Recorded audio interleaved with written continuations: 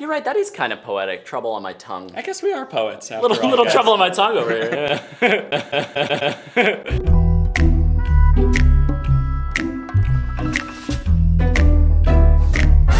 So the day we wrote this song, or the day we came up with the idea, we were at a concert venue called The Bitter End, which is in New York City. It's this tiny, little historic venue. And Ryan, I believe, went into the bathroom and saw a sticker on the wall that said The Weaklings. And I guess it was a local band. Yeah, like a local band there. And I remember thinking, that's a very AJR-ish thing to say. I'm weak, to be, self-deprecating like that.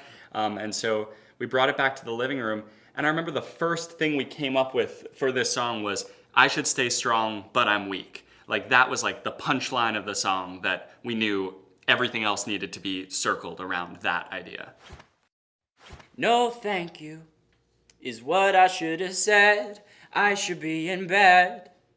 But temptations of trouble on my tongue, trouble's yet to come.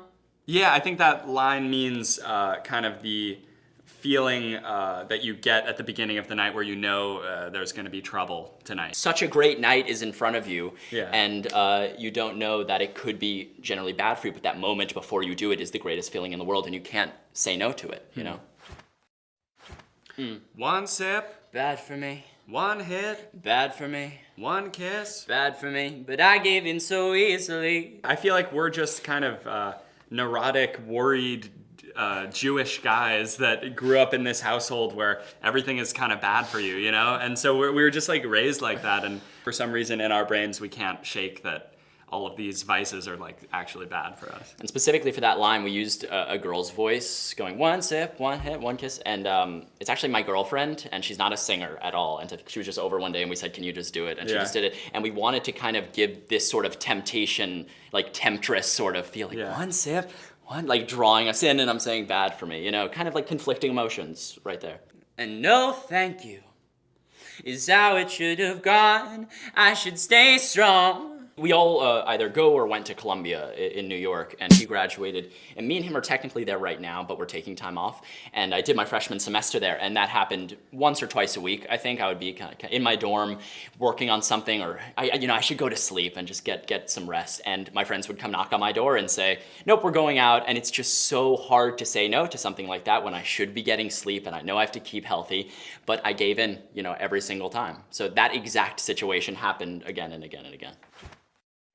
But I'm weak, and what's wrong with that? Boy, oh boy, I love you when I fall for that. I'm weak. I think maybe everything in moderation. Because the song kind of values giving in to temptation, but also if you go through it enough, you're going to kind of abstain from taking part in some of these things. So I think moderation is probably a good model to live by. And what's wrong with that? Boy, oh boy, I love you when I fall for that. I'm ooh, ooh, but I'm weak. And what's wrong with that? Boy, oh boy, I love you when I fall for that.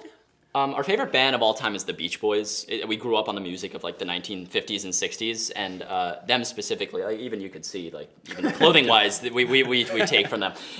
And I think our favorite producer of all time is Kanye West. So I think if you take those two influences, marry the Beach Boys songwriting with Kanye West forward-thinking production, you get AJR's sound. Because we have ooh, yeah, which is very Beach Boys mixed with sort of this hip-hop kind of dirty beat. Yeah. And it creates something that kind of throws our fan base off a little bit, and I think that's why they connect to the music so well. It's because they hear something and then they're like, oh, wow, there's something else, and then there's something else. You constantly want to keep people's brains, moving. No, thank you. They call me after dark. I don't want no part. My habits, they hold me like a grudge. I promise I won't budge.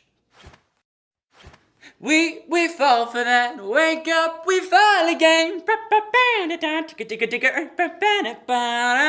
We fall for that. Can't wait to fall again. By your boy, ooh, by your boy again.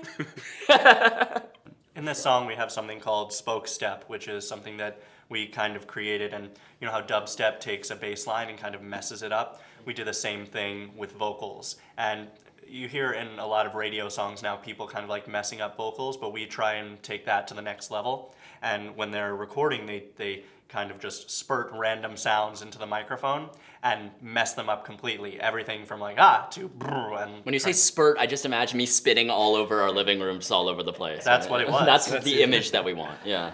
Yeah, but that's when he was going that. If you listen on the record, it ends up sounding a lot cooler than what he was doing.